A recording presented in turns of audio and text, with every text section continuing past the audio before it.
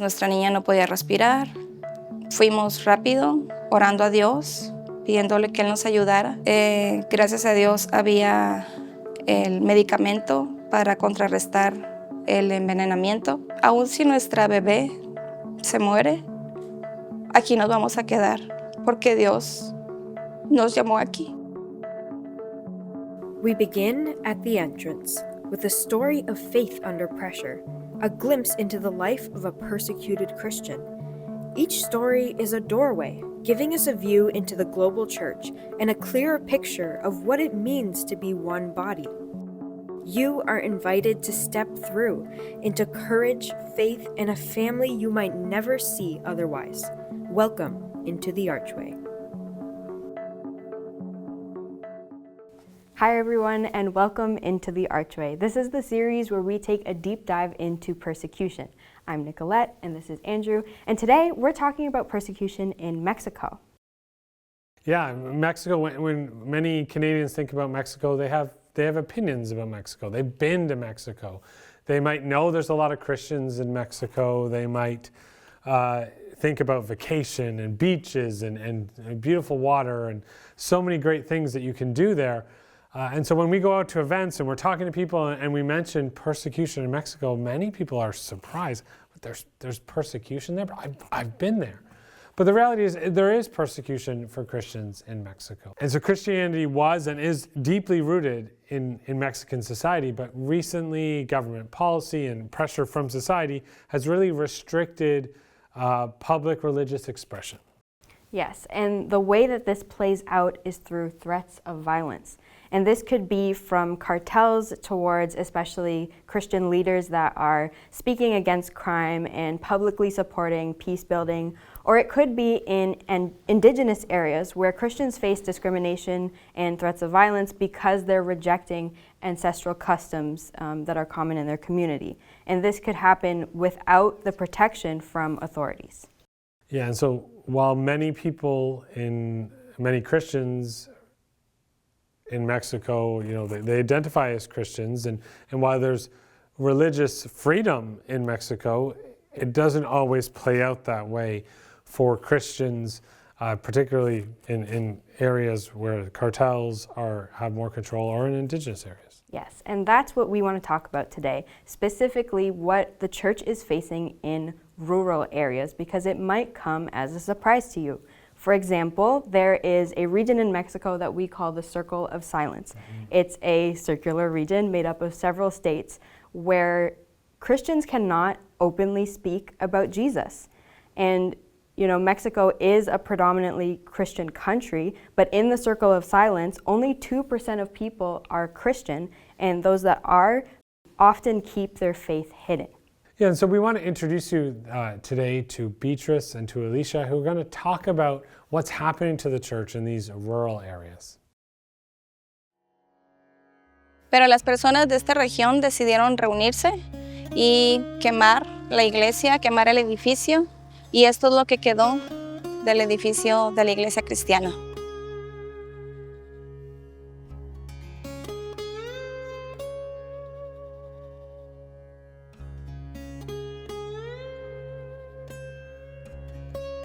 No podemos orar o alabar o compartir de Jesús abiertamente. Ellos adoran ídolos, tienen muchos ídolos diferentes. Es un sincretismo religioso, el cual es heredado por sus antepasados.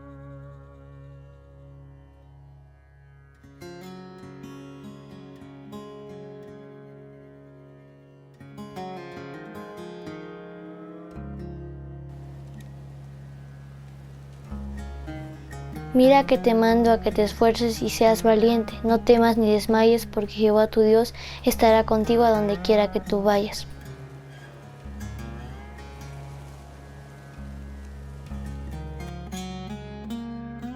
Yo pienso que Dios ayuda a los niños cuando están asustados de la manera en que les dice o les habla, diciéndoles no tengas miedo, yo aquí estoy, soy tu padre, yo aquí estoy cuidando de ti y tengo un plan mejor para ti.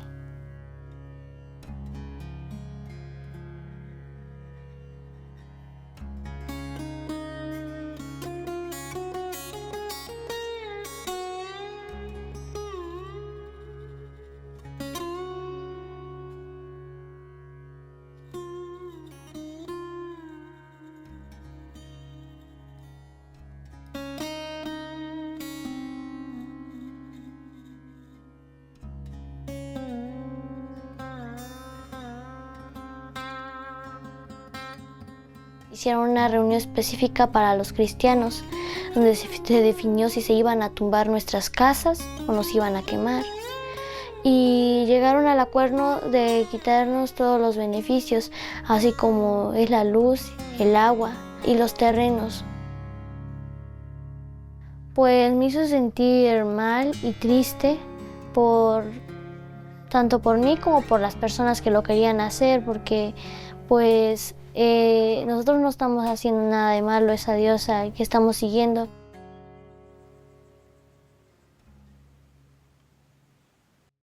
Alicia and Beatriz give us a glimpse into what's happening. It's them and their families, and they're facing this aggressive hostility, even as young families with children. But if syncretism is a blend of Christianity and indigenous beliefs, then why are they being treated so harshly? Like Alicia said, they're not doing anything wrong. But for people in their communities, the very fact that they're choosing to follow Jesus is doing something wrong. You know, the circle of silence, there's a lot of what we call a form of syncretism, where a mashup of beliefs have come together. It forms from ancient indigenous spiritual practices, mixed in with different things over the centuries, some bits and pieces of Catholicism. But we know that Catholicism is the largest denomination Roman Catholicism is the largest denomination in Mexico, but what they're practicing with this syncretic faith is nothing like Catholicism. Yeah, the rituals that are performed are rooted in the indigenous beliefs and customs, and most people don't read the Bible at all. In fact, Beatriz says that religious leaders say that people will go insane if they read the Bible, and none of their teaching is based on Scripture. For them, Jesus is not God. Yeah, and so in these indigenous communities, most people would call themselves Catholic, but what they practice is not doctrinal Catholicism that's practiced elsewhere in the world or even elsewhere in Mexico. Like we said, it's a form of syncretism. And so within this version of indigenous Catholicism, there's little room for the worship of Jesus or for living out his teachings. And as we'll see in the stories of Beatriz and Alicia, there's even less room for those who want to follow him.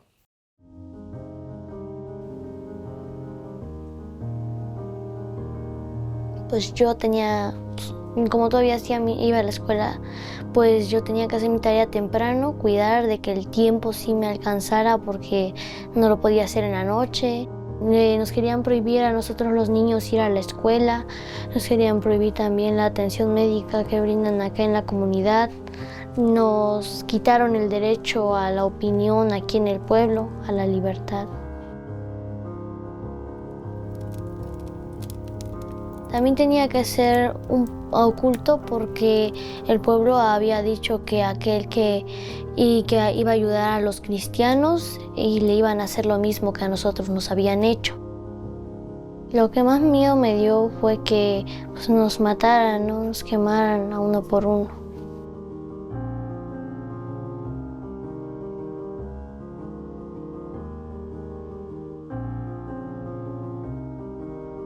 Principios, a las primeras reuniones se encarcelaron a mi esposo y otros hermanos. Pues decía, ¿qué voy a hacer? Pues mis hijas pues estaban tristes, que pues pensando, ¿no? ¿Qué va a pasar? ¿Qué vamos a hacer? Y yo veía a mis hijas pues tristes en momentos porque pues ya no había luz, ya no podían.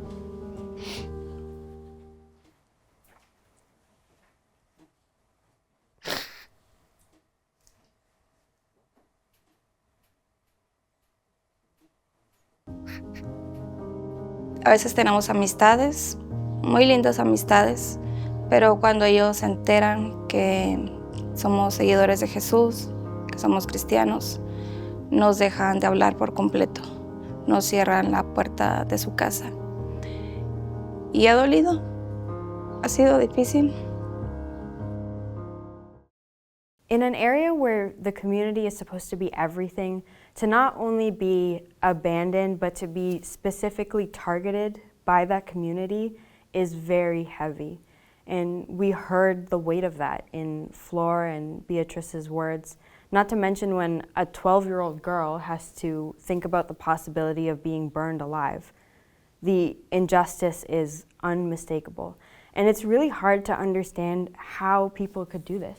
Yeah, and so Marcos, Beatriz's husband, explains this in a quote that I'm about to read to you, but he explains why the community feels like they can just, they can do this to anyone who walks away from their syncretic beliefs. He says this: to abandon those beliefs today feels, to many, like betraying the blood of their ancestors. That's why they believe they have the right and even the duty to persecute anyone who challenges that order. One Mexican believer put it simply: we don't live the way they expect us to. Syncretism might wear the mask of Christianity, it might borrow from Catholicism, but in reality, syncretism leaves no space for the real church. The community is supposed to surround and support families, but instead those that follow Jesus are being squeezed out, and they have to decide whether they really do want to follow Jesus. And that's a heavy decision to make, especially when children are involved. And so let's see how believers in this area are walking through this and living this out.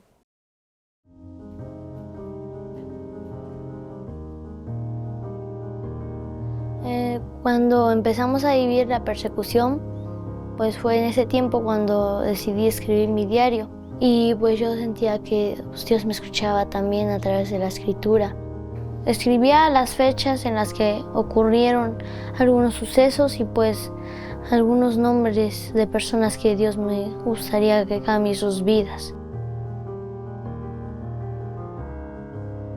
En la Biblia hay un versículo y una historia que pues para mí pues fue de ánimo. Y el versículo es Josué 1:9. Mira que te mando a que te esfuerces y seas valiente, no temas ni desmayes, porque Jehová tu Dios estará contigo a donde quiera que tú vayas. ¿Cómo orarías a Dios por este niño que está sufriendo? Yo le diría a Dios, por favor, guarda de ese niño o niña que está pasando por ese momento tan difícil, pues así como me ayudaste y me diste fuerzas para superar ese momento, ese obstáculo, te pido por favor que igual ayudes a ese niño o niña que está viviendo, que le des las fuerzas y que le digas que no tema porque tú estás con él o ella. También hace algún tiempo, cuando llegamos al escuchar la vecina alabanzas a Dios, creemos que ella envenenó a nuestras mascotas y nuestra bebé de 2 años en aquel entonces se abrazó del perro. 1 hora después, nuestra niña tuvo un ataque respiratorio, entonces nuestra niña no podía respirar. Fuimos rápido, orando a Dios, pidiéndole que Él nos ayudara. Llegamos a Cruz Roja. Gracias a Dios había tanque de oxígeno cuando nunca hay. Gracias a Dios había el medicamento para contrarrestar el envenenamiento y gracias a Dios ella se salvó. Cuando estábamos ahí en esa situación tan difícil, yo miré a mi esposo y él estaba devastado. Yo sé que fue el Espíritu Santo que habló a través de mí una palabra para él.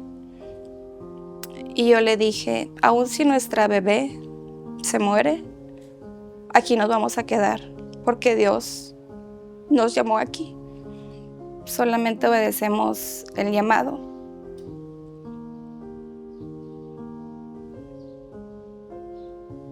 Obedecemos a Dios. Y si Dios nos llamó, Él es fiel. What an amazing perspective to hear from Beatriz, this very powerful statement from her that even if her child dies, she will choose to stay and obey God. let's dive deeper into that story today. I have with me here our Executive Director, Gary Stagg. And Gary, you got to visit our brothers and sisters in rural Mexico recently. And, you know, we've been talking about this profound perspective to stay, to choose to stay, and to choose obedience. But what did that look like? What did you witness when you were in Mexico? Well, you know, it was amazing because I remember meeting this one pastor in particular who was persecuted because he was spreading the gospel. Mm-hmm. You know, he had decided to follow Jesus, and he was bringing that message to his community. Of course, he was upsetting the equilibrium that was there with the, you know, denominational protectionism, the organized crime, and also the syncretism that we see in religious practice in Mexico. So it was upsetting the whole equilibrium of the village, I would say. So because of that, his electricity and his water, utilities were all cut off, even though he was still required to pay the fees that everybody has to pay. And so they kept charging him, and they told him he still has to pay the fees, but yet they cut off the utilities. And so he decided, no, I'm not going to do that. I'm not going to pay anymore. Yeah. So he got kind of angry, and I think he took it on himself to kind of lash out and to you know, get back at them, basically. Mm-hmm. Eventually, I mean, it led to his imprisonment. Oh, wow. And so he was put in prison for a while. And then when he got out of prison, you know, things began to change. Mm-hmm. We've been discussing how this blend of syncretism and you know, the ancestral rituals and beliefs that come with that, it's blending with Catholicism, and in a way it's like distorting what Christianity means. And we're also learning that through how the church can choose to act, it can redefine Christianity and like kind of reclaim what Christianity is supposed to be.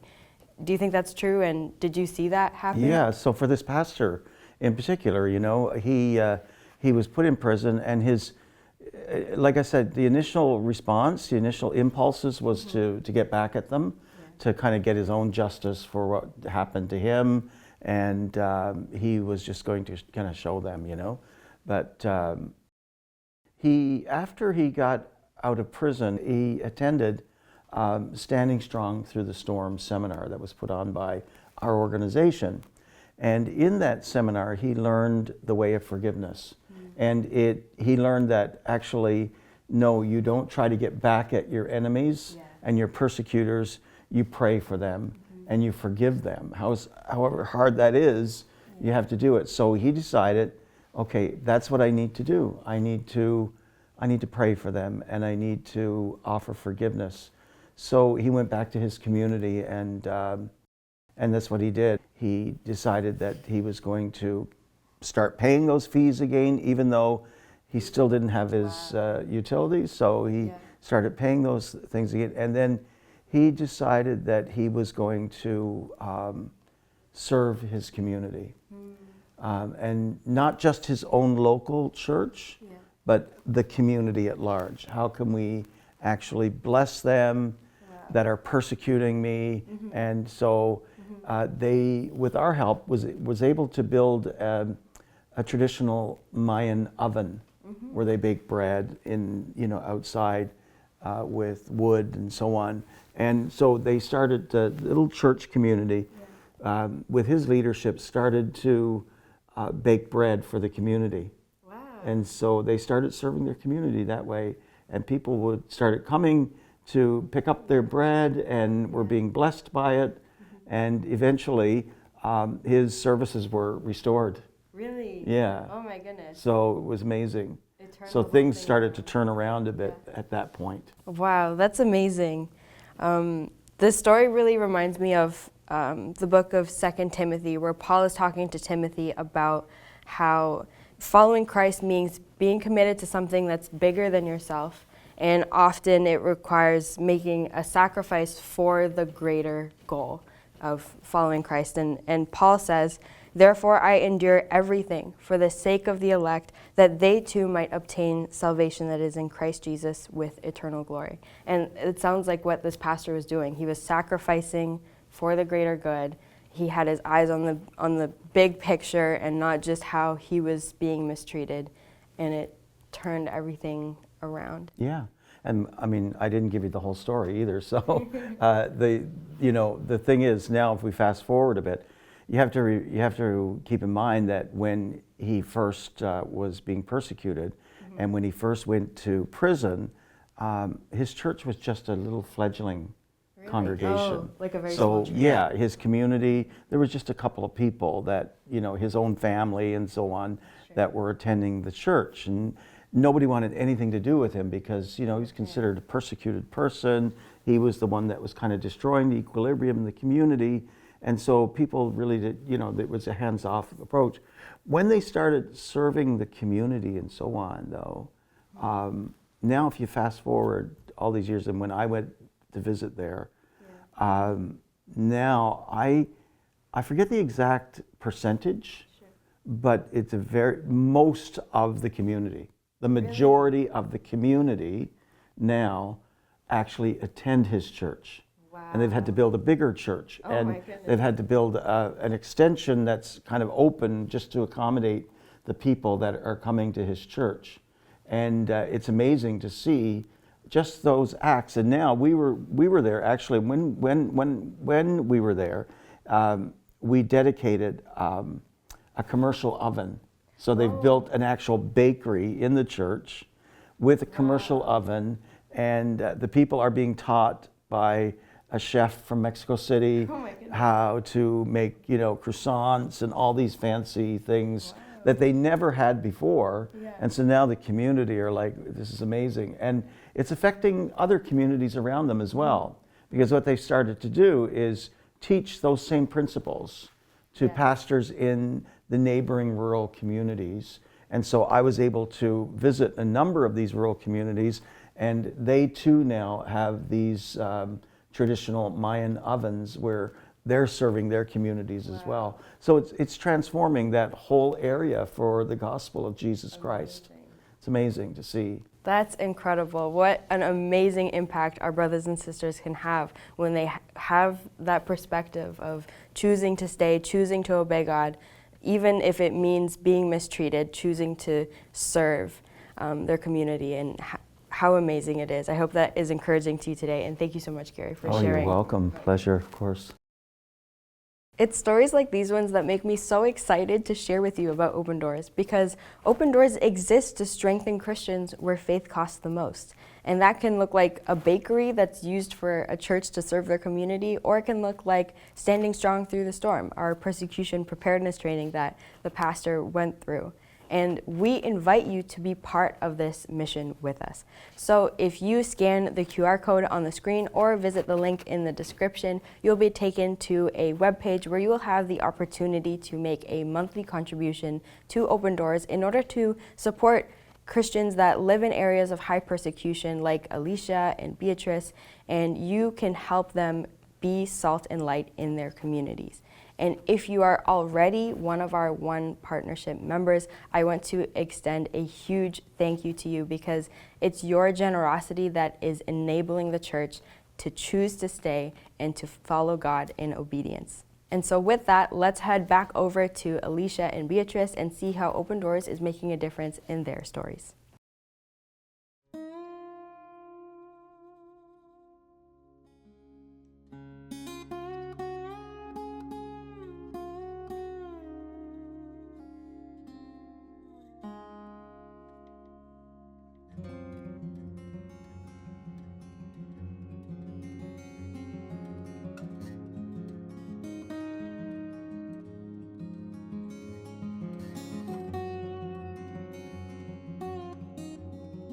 Pues nos hablaban mucho del perdón, que hay que perdonarlos. Entonces fue eso lo que, pues, mi corazón fue sanando. Y pues también dándonos palabras de ánimo, ¿no? Porque pues fue un momento duro el que vivimos, y pues palabras de ánimo era lo que necesitábamos, y pues cuando ellos nos hablaban y platicaban con nosotros, sentíamos que no estábamos solos, ¿no? Que pues Dios enviaba a más de sus hijos a hablar con nosotros y a darnos ánimo.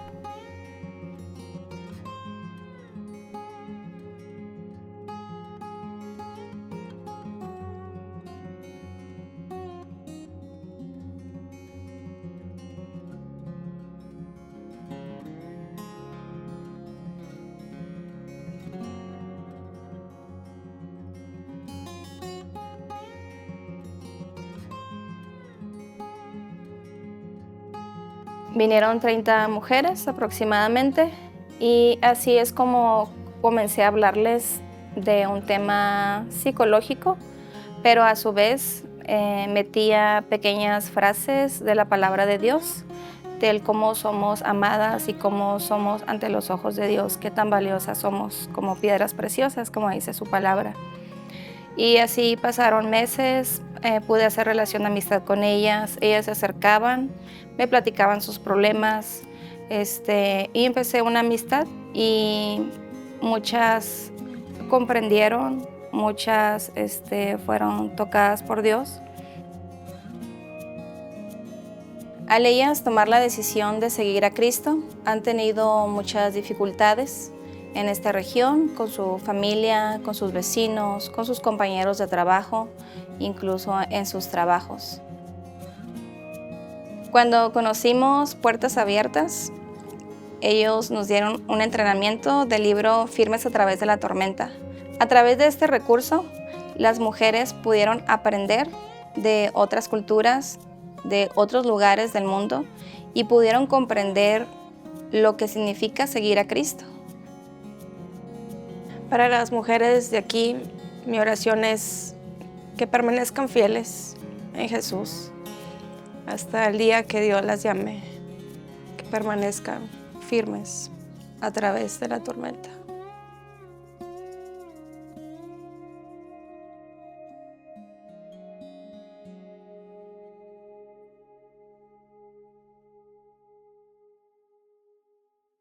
Persecution preparedness training is helping believers like Alicia and Beatriz to choose to stay, to love their communities despite the persecution, and God is at work drawing more and more people to Himself. Yes, and we hope you are encouraged by the incredible faith of our persecuted brothers and sisters in rural Mexico today. I encourage you to continue to pray for them and lift them up. Let's agree with Beatriz in prayer that they would remain faithful to Jesus until God calls them, and that they would stand strong through the storm. I think that's one of my favorite parts of this whole thing. You know, there's believers in Mexico that are encouraged by the stories of other persecuted believers around the world. There's us that are encouraged by their story, and all of us are connected and get to pray for one another. It's this beautiful display of the global church. Absolutely, and that's why Open Doors exists, to strengthen Christians where faith costs the most, and to help you be part of the global church by connecting you with your persecuted family. And so we encourage you to do that by subscribing to our channel and following on our website, opendoorscanada.org.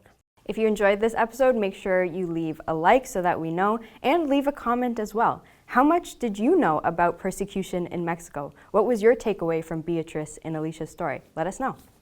Thank you for stepping into the Archway with us today to learn about our persecuted family in Mexico. We hope you now have a clearer picture of the global church that you play an important role in. God bless you, and see you next time.